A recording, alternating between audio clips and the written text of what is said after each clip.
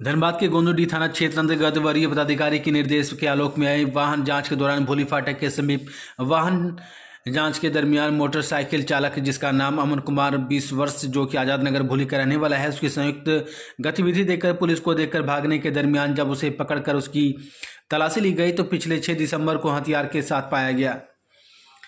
बाद में उसकी गिरफ्तारी कर उसे जेल भेज दिया गया है। वहीं पकड़े गए युवा के साथ एक देसी पिस्तौल, एक देसी कट्टा, 315 बोर की जिंदा गोली, साथ ही 7.65 mm की जिंदा गोली और एक होंडा साइन बाइक बरामद की गई है। वहीं में सफा मेरी टीम ने नौशाद आलम पुलिस अधीक्षक विधि व्यवस्था, राजन कुमार गोंदुडी प्रभारी आरक्षक श्री रामकृष्ण कुमार, दीपक कुमार महतो और अनिल तिरगा मौजूद रहे।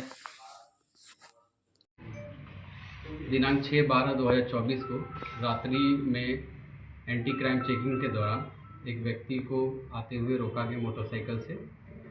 जब इशारा किया गया रोकने के लिए तो भागने की कोशिश किया। पुलिस के द्वारा उसको पकड़ा गया। पकड़ाने के बाद जब उसका तलाशी लिया गया तो उसके पास से आर्म्स बरामद हुए हैं। आगे की पूछताछ करने पे उसने अपनी संलिप्तता इससे पूर्व के एक कांड गोंदुडी थाना 86/2024 25/8/2024 में अपनी संलिप्तता स्वीकार की है। इसके अतिरिक्त इसके दिए गए बयान के आलोक में आगे जांच जारी है। कहाँ पे सर पकड़ा है? भूली फाटक के पास। क्या नाम है सर? अभियुक्त का नाम अमन कुमार है। पहले भी इसका इससे पूर्व का एक केस में अपनी संलिप्तता केंद्रीय थाना 86/24 में स्वीकार किया है। ये कहाँ पर रहने वाला था? आजाद नगर में। क्या मामला है सर? वरीय पदाधिकारी के गुप्त सूचना के आधार पर जो है कल रात्रि गश्ती के दौरान जो है सुबह में करीब 4-5 बजे के आसपास जो है कंटेनर में जो है कंटेनर में जानवर सहित जो है कंटेनर को पकड़ा गया है। जानवर को जो है गौशाला कतरास अंतर्गत कौन गौशाला गंगा गौशाला में लिया गया है। इसके बाद जो है विधि सम्मत कार्रवाई कानून से सम्मत कार्रवाई कहाँ पर पकड़ाया है सर? निरसा थाना क्षेत्र अंतर्गत। आपका शुभ नाम क्या हुआ? सुमन कुमार, एसआई सुमन कुमार। बोले सर, निरसा थाना क्षेत्र में सर प्रत्येक दिन जीटी रोड से सर दर्जनों कंटेनर पार होता है गाड़ी लेकर सर, लेकिन कभी कभी पकड़ाता है, कोरम पूरा होता है सर। इसमें मतलब ठोस रूप से कार्रवाई क्यों नहीं हो रहा सर? पकड़ने के बाद गाड़ी भी छूट जाता है सर। प्रयास किया जा रहा है, पकड़ने का प्रयास किया जा रहा है। जानवर तो गौशाला को सौंप देते हैं, गौशाला को कोई वो आय का साधन नहीं है, लेकिन गौशाला के ऊपर लोड बढ़ जाता है खाना खिलाने का, उसको रखने का, पालने का। लेकिन सर यहाँ कार्रवाई सही से नहीं हो रहा सर। नहीं कार्रवाई विधि सम्मत कार्रवाई की जाएगी। कितना जानवर है सर? लगभग 35 से 40 जानवर होंगे लगभग।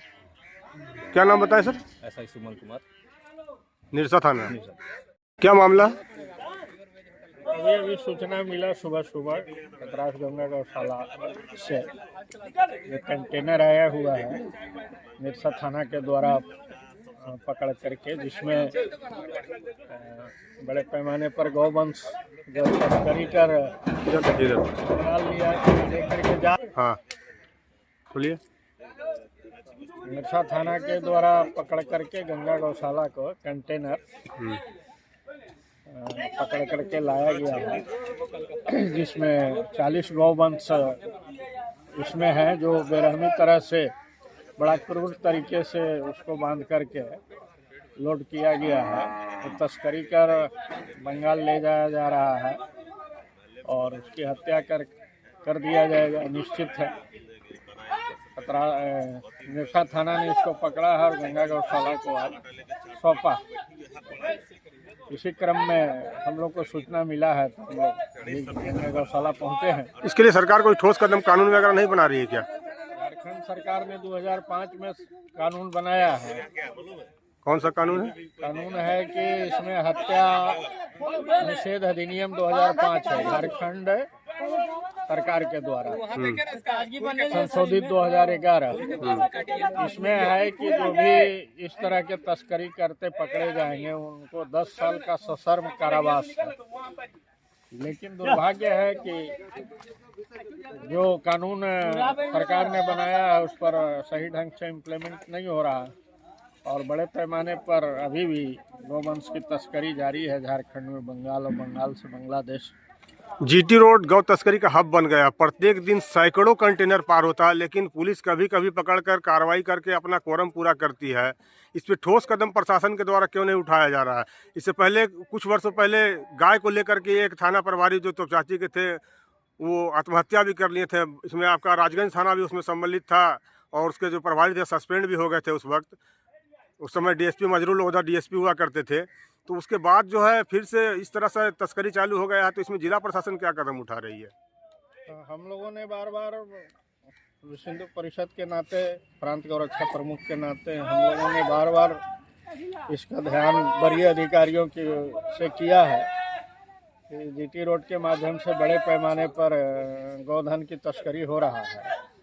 और बड़े दुर्भाग्य की बात है कि जितना कार्रवाई होना चाहिए नहीं होता है। और कुछ कारण और भी है इसमें कि ये जो तस्कर हैं बड़े शातिर हैं। इस तरह से गौवंश को ले जा रहे हैं, जैसे अभी कंटेनर को आप देखिएगा तो बाहर से ये पता नहीं चलेगा कि इसमें गौवंश है। तो बहुत सारे तरीके अपनाए जा रहे हैं जिसमें कंफ्यूज प्रशासन भी कहीं कहीं कंफ्यूज हो जाता है, जैसे हम लोग को ऐसा लगता है। लेकिन फिर भी प्रशासन अगर चाहे तो निश्चित रूप से इस पर प्रतिबंध लगेगा। लेकिन सरकार की मंशा क्या है, इनको छूट मिला हुआ है। थाना तो छोटी चीज़ है, बड़े बड़े अधिकारियों को इस विषय पर ध्यान देना चाहिए कि ये जो हो रहा है झारखंड के लिए बहुत ही दुर्भाग्यपूर्ण है। अगर सारे गौवंश इसी प्रकार से कत्ल खाना चले जाएंगे तो फिर ये झारखंड का जो ये है गौवंश के लिए तरसेंगे, दूध के लिए तरसेंगे, खेती के लिए किसानों को भारी दिक्कत होगा। तो इस विषय पर सबको चिंतन करना चाहिए। इसमें कुछ सफेद पोस्ट लोग भी शामिल होने की सूचना आ रही है। निश्चित रूप से इसमें बड़े गैंग हैं। इतना आपने जो बोला कि मजरूल होदा के समय का, तो इसमें ऐसे ऐसे लोग हैं कि अगर बजरंग दल के लोग अगर रोड पर जाते हैं तो उन पर गाड़ी भी चढ़ा देते हैं। यहाँ तक कि पुलिस पर भी ये लोग गाड़ी चढ़ा देते हैं, उनकी हत्या कर देते हैं। ऐसे कई घटनाएं घट चुका है। तो बड़े ही ये लोग शातिर हैं, बड़ी गैंग है। इसमें सफ़ेद पोस्ट भी हैं, बहुत तरह के लोग हैं इसमें शामिल। तो निश्चित रूप से सरकार को इस पर ध्यान देना चाहिए, ऐसे लोगों पर कठोर कार्रवाई हो। और जो झारखंड सरकार ने कानून बनाया है उस पर इम्प्लीमेंट हो। तो कौन सा कानून बोले? कौन सा कानून बोले? झारखंड गौवंश हत्या निषेध अधिनियम 2005 संशोधित 2011, इसी के तहत मुकदमा हो तो निश्चित रूप से इनको पर लगाम लगेगा। क्या नाम हुआ? कमलेश सिंह, प्रांतीय गौरक्षा प्रमुख झारखंड। गौशाला में क्या दायित्व है? गौशाला में कृषि मंत्री के रूप में काम देखते हैं।